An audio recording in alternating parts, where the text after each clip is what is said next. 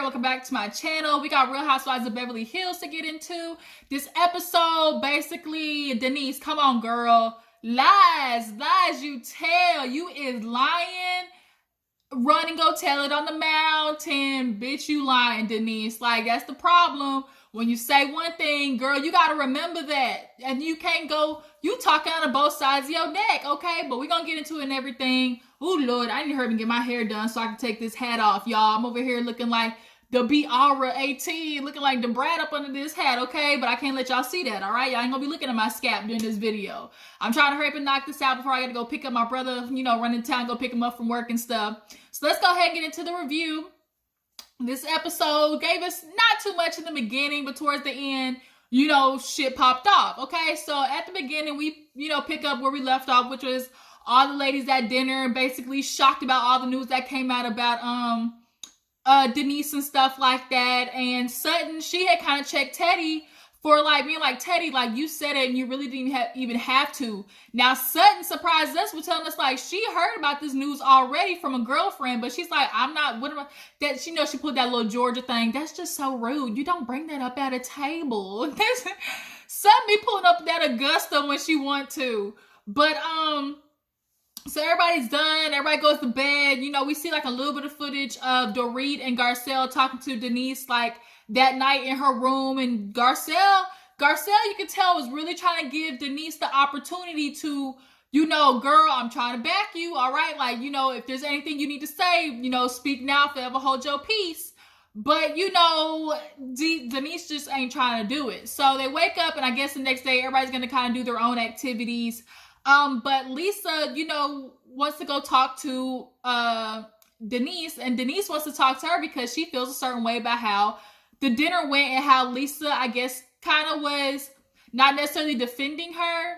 So Lisa goes to Denise's room, and, you know, they both kind of sit there quiet at first and was like, I don't know where to begin. And Denise finally was like, look, Lisa, like, you clearly knew something was about to happen. Like, why didn't you tell me?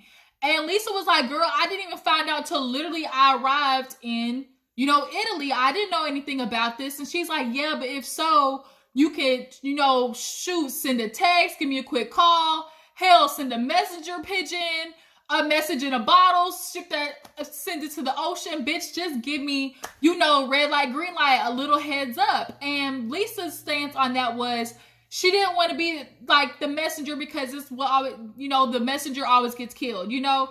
And from the last time, you know, remember she talking about, you know, Munchausen, when she kind of went around and spread the whole Munchausen thing about Rhonda, you know, it came back to bite her in the ass. So I think that she was kind of leaning more towards that aspect of trying not to say anything.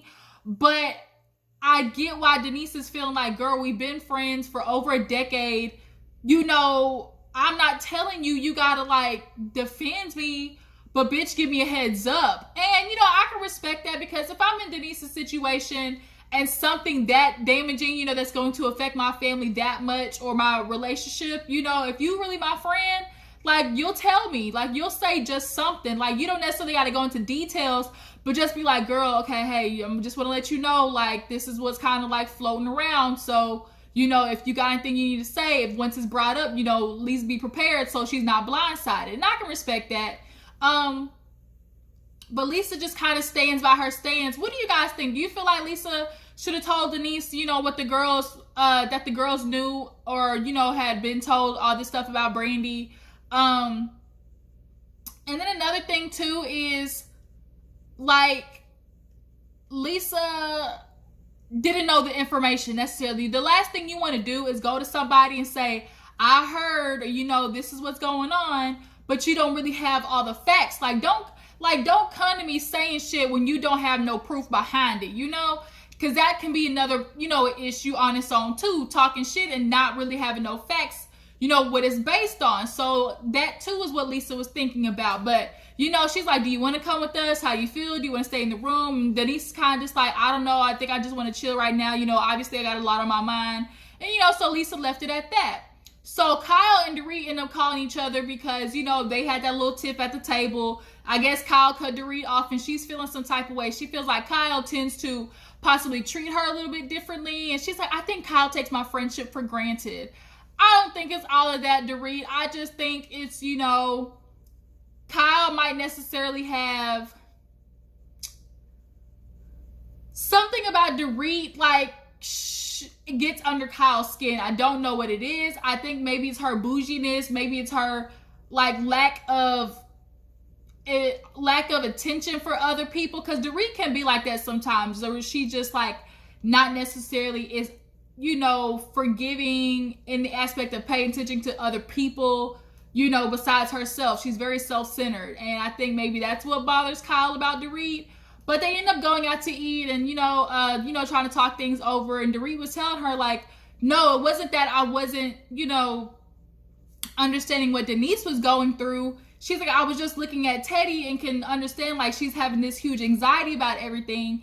And I just wanted to be there for her, defend her. And she's like, you know, contrary to what people believe, you know, with Kyle and Teddy's relationship, like, you know, I wouldn't want her to be struggling, you know, mentally like that. And so Kyle was like, you know, I that wasn't my intention.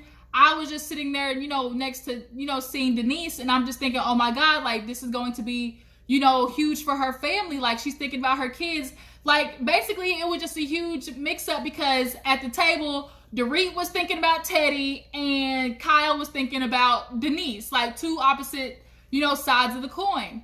But at the end of the day, they ended up making up, and, you know, Dorit's just kind of like, Kyle, you know, this is a huge thing. Do you think, you know, Brandi would possibly lie about this? And she's like, you know, no, I don't think she would. And she has no reason to. Like, is Brandi just trying to say this so she gets on next season? Like, is she struggling right now with money? I mean, I don't think so. Like, all she got, I think, is 2 sons, and her ex pays for most of her stuff, if I'm not mistaken. So, like, I just don't know what the reason for Brandi to randomly bring this up for. So all the girls get ready to go out. Lisa, who was it? Lisa, Erika. No, it was Erika. Oh, damn, who all went out? Okay, yeah, Lisa, Erika, Garcelle, and Denise. They all went on the Ferrari trip and the wine tasting, and Sutton, Kyle, and Dorit went to Dolce & Gabbana because, you know, Sutton, she got the money, she got the coin, she got everything set up for these hoes. You know, that bougie living must be nice. That real white woman rich, you know, that's suave about them just having all that money like that. Dorit, Sutton even came with rain boots for the girls, had they, like, individual names, all gemstoned in the back and stuff like that. I mean, I know that shit was a hell of an extra charge to bring on the plane. Cause shit, you go even 1 ounce over the weight limit, and bitch, that's like another extra $100. Like, I'm not doing that. So Erika came out looking real nice. I loved Erika's look for the Ferrari ride. Denise, boy, I tell you, Denise, she might as well be the spokesperson for Wrangler, cause that bitch stays staying in some jeans and some little Dickie boots or whatever, Doc Martin boots. So yeah, they ride the Ferraris. It was nice. Speedy Gonzalez, they get to the wine place. It was so beautiful. I love how Italy has like that old, like foundation. It's just so beautiful, and like the shit still stands for, I don't know how, like the bricks still stay together after hundreds of years. But they go down in the tunnel and they get down to like the wine tasting thing, and it's like they start from like the white wine with the least amount of alcohol to the most amount of alcohol. I was like, shit, they trying to get them drunk in this little wine tasting. So they get there, everybody sits down. You know, it's kind of cool between everybody, and they have like these little appetizers and stuff at the table. So Garcelle was like, do I want to try this squid? And Erika's like, girl, you know, do it. She's like, I try anything once or whatever. And so she goes to like put the squid in her mouth, and Erika was like, bitch, you done had worse. And Garcelle was like, well, it's like, bitch, Garcelle, you might want to act like you all do, you know, demure and stuff, bitch. We know deep down under that is a little freak leak, okay? So yeah, she ends up trying the squid, and so they all are at the table like talking about obviously how Denise is feeling with the group and stuff like that. And she's kind of feeling like, you know, I'm a person, I grew up in a way of, you know, you you have an issue, you talk about it, you get over it. And what they were ending up talking about something else, like somebody getting mad, like somebody never getting mad. I think it was like their dad or something. Like when he never got mad, but when he did, like it was scary or something like that. Yeah, that was Lisa and Denise, I think, that said something like that. But nonetheless, she was talking about, you know, she's kind of ready to move on, like talk about it, get it over with. But she feels like some of the girls are addicted to, you know, having drama / chaos in their life. And the other girls kind of looked and was like, But then, you know, they finally, she's like, I just don't want to do that. And so somehow they get onto the conversation of Aaron.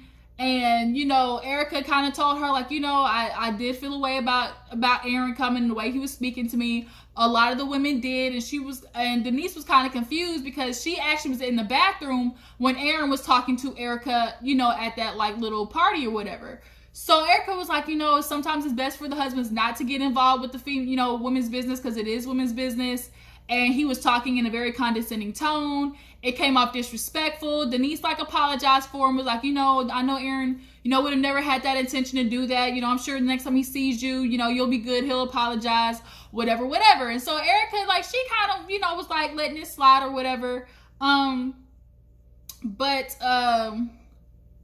Lisa, she's still feeling like confused because Denise is kind of going back and forth on whether she had been talking to Brandi or not.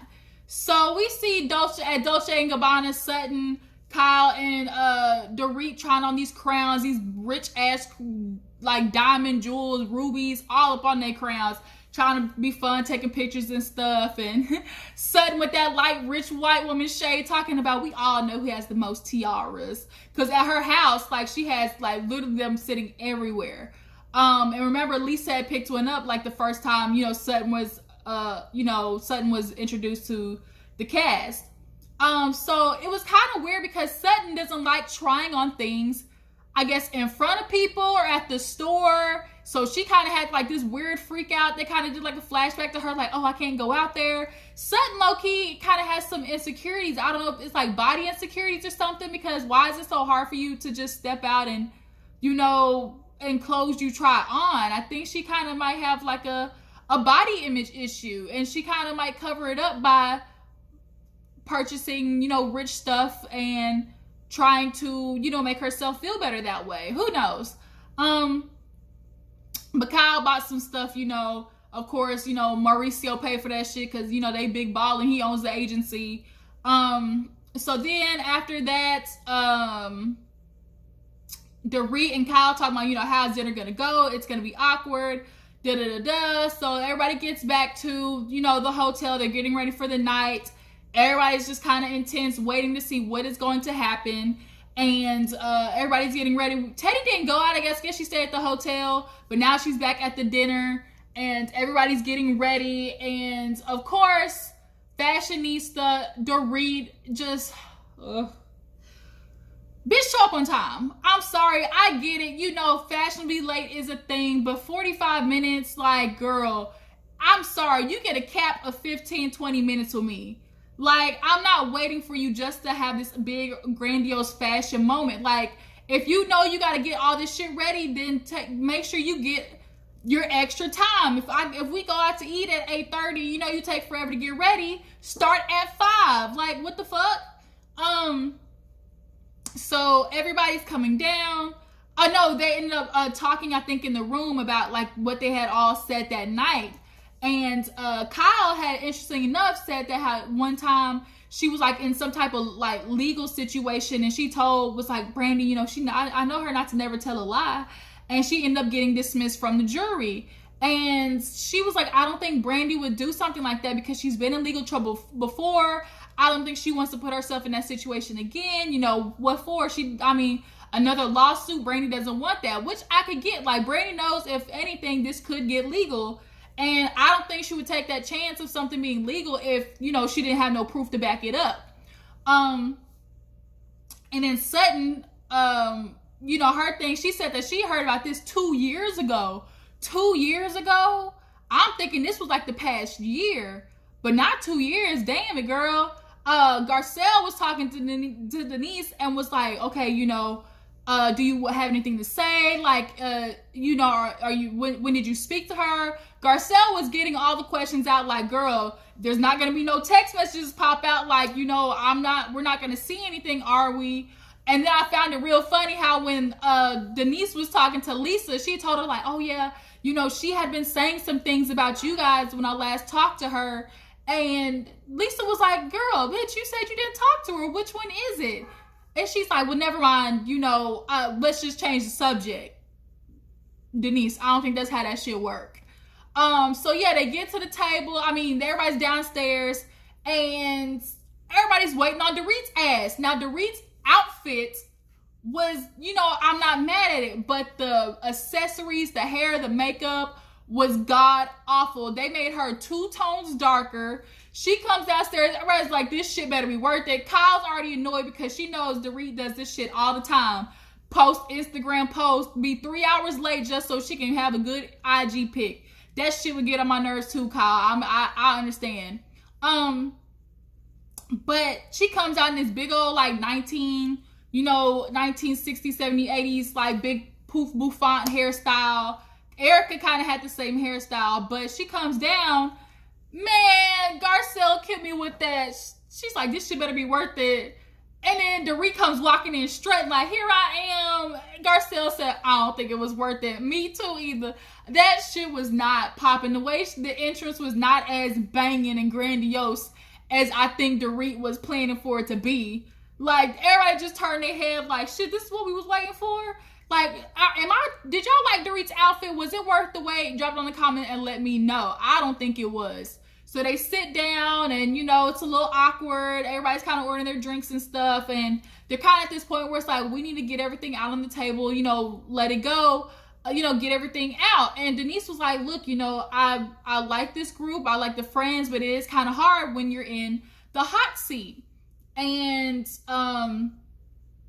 I forgot who it was, but they were just kind of like, you know, Denise, we, you know, I know Teddy, that's what it was. You know, Teddy told her like, you know, what do you think how hard it was for me, you know, to hear that, you know, you had said all these horrible things about me. Like, you know, I don't really know you that well. I don't know Brandi that well. So like, I'm in a hard situation. Like, who am I supposed to believe?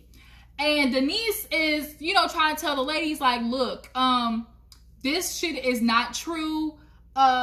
You know, I don't want you guys coming after me. I just want to get past this because, you know, really, are you going to believe Brandi as your source? And then she tried to call herself talking about shit that Brandi had said about the ladies. And she was like, you know, because they had asked her like, Denise, okay, why would she lie? Where did this all start? And she starts going back into history. Like, you know, she had asked me to do a podcast. You know, she came up, we did it. You know, that was it. But then, you know, I never really talked to Brandi. That's what remember that was her story. But then now it changed to, well, you know, she had told me a lot of things about you guys. Like the next time I saw her, she knew about everything and all the, you know, all the beefs that we had between everybody. Somebody clearly is telling her things. So now everybody's like, Denise, bitch, which one is it? Are you not talking to her or are you talking to her? And then she wanted to say like, you know, she just keeps running out the mouth. She was telling me things about you guys. And Kyle and her was like, what do you mean? She was like, you know, she's saying that, you know, every couple that she's come in contact with, you know, she's become intimate, you know, had sex with them. Everybody was like, okay, Denise, like, everybody's like, so Kyle was looking like, well, that means the only people would be between me and Lisa. And everybody kind of looked at Lisa, and Lisa was like, I don't believe that shit. I don't believe it one bit. Brandi, had she ever said that, like, that would have already come out. If Brandi had, like, it would have already come out because Lisa and Kyle have been on the show for a long time. It would have had to have been way, like, 2-3 years ago that, you know, something like this had happened because Brandi had kind of fell out of the circle like a minute ago. So, Lisa immediately checks her like, Denise, I don't believe you. Like, don't even say that Brandi said that because that's not true. I'm not even gonna believe that you said that because I know Brandi, you know, da-da-da-da. And Another thing too is Denise checked Lisa on like, why did you kept trying to tell her? Just say it, just say it. And she was like, Denise, it's already out there. She's like, no, it's not. She's like, bitch, yeah, it is. And that's because she already knew, like Sutton had told her, like people have been talking about this girl. Denise, you need to understand, words is on the street about you, child, about you and Brandi bumping coochies, being scissor sisters, you know. Let's go, little kitty cat. You don't want to know. Let's go, little kitty cat. That's my song. Beyonce. Oh, Beyonce. Sasha Fierce Beyonce. That really be the shit. Okay, but that's another topic. But yeah, kitty cat, meow. Like, y'all been, licking cooch. So yeah, the word is on the street already, Denise. And so the lies you tell is starting to catch up with your ass, because now shit is not making sense. You're now trying to like deflect. Everybody's like, Denise, you're not doing a good job. Like, you're trying to deflect and make it seem like, oh, Brandi's talking about shit about everybody, and now all of a sudden she's sleeping with multiple couples. Like, the way you're trying to do this is not going to work. And like, nobody at the table was like buying it. You could tell. But everybody's in a hard position because it's like, it's already out there. Brandi said it on camera. So bitch, like, it's your turn to confront it and, head on. And, Lisa even said earlier, she was like, girl, why don't we just call Brandi and, like, let's get this over with. Oh, no, like, that's not, we're not going to handle it. I'm going to handle it differently. Which means she's probably going to try to take the legal route, whatever. But it's very telling the fact that she's not even really wanting to call Brandi on the phone and be like, bitch, you said this about me? Like, really? This is what we're doing? Like, she won't even call Brandi and try to immediately get the shit under control. So that to me is another situation that's, super telling. So yeah, at the table, things get really intense when she tries to throw Brandon the bus about talking about everybody. And that's kind of where the episode ends, at the table, with Lisa trying to be like, Denise, no, girl, no, Brandi didn't say that shit, so don't even put that out there into the universe. Lisa, as much as she is Denise's friend, has really been on her case, and I think she's just trying to hold her accountable. But then again too, it's kind of like, Lisa, if you her friend, like, don't push that hard. But y'all tell me what you think about the episode. Do you feel like Denise is lying? Do you feel like, her and Brandi, licked a little meow, like a little bit of around? Do you think they did a little bit of that, little diddle? I just don't know what Denise is thinking, and now trying to throw this out there in the universe that Brandi was, and then like apparently Brandi came up with some text messages, between the two. So girl, you said you didn't talk to her before Kyle's event. Now all of a sudden you did talk to her before Kyle's event. Like, shit is not adding up. 2 + 2 is not equaling 4. So yeah. But that was the episode, you guys. Tell me what you thought about it. Do you feel like Lisa should have told Denise and gave her a heads up? Do you think Brandi is lying? And what if she is, what is her motivation? Y'all drop down in the comments to let me know. As far as looks, who do you think is really serving looks this season? I really like Erika's looks. Dorit, that last look, I'm sorry, was not it. Like Garcelle, I don't think it was worth the wait, okay? But next week is going to get a lot more intense. I can't wait for it. We will be back here. Then we're going to get into marriage boot camp next, you guys. Thank you for tuning in. Make sure to like this video, subscribe to my channel, and I'll check all you guys in the next video. Deuces.